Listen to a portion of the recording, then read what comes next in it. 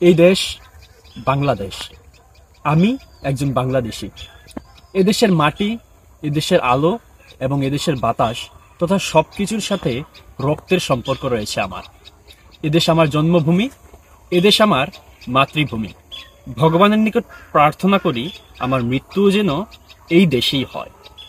ভগবান শ্রী রামচন্দ্র বলেছেন যে জননী এবং জন্মভূমি হচ্ছে স্বর্গের চেয়েও শ্রেষ্ঠ। তাই আমাদের সকলের উচিত সর্বদা মাতৃভূমির সেবা করা এবং দেশের সকল মানুষকে ভালোবাসা, দেশকে ভালোবাসা এবং দেশের সেবায় ব্রতী থাকা, দেশের প্রতি অনুগত থাকা।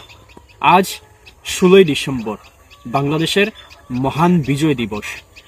1971 সালের আজকের এই দিনে অর্জিত হয়েছিল বহুল আকাঙ্ক্ষিত আমাদের এই বিজয়।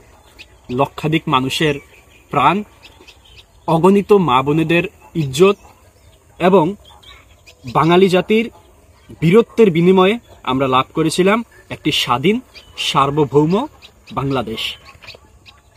তাই আজকে এই মহান বিজয় দিবসে আমরা প্রত্যাশা রাখব, যেরূপ মহান মুক্তিযুদ্ধে আমরা কে কোন ধর্মের, কে কোন জনগোষ্ঠীর, কে কোন সম্প্রদায়ের সেই দিকটি বিবেচনা না করে সকলে দেশের টানে মুক্তিযুদ্ধে ঝাঁপিয়ে পড়েছিলাম, তদ্রূপ বাংলাদেশে সর্বদা আমরা সকলে শান্তিপূর্ণ সহাবস্থানে থাকব, সাম্প্রদায়িক সম্প্রীতি বজায় রাখব।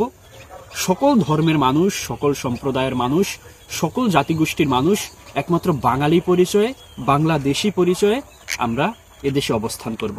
কেউ কারোর প্রতি হিংসা, বিদ্বেষ, প্রতিশোধ পরায়ণ হব না।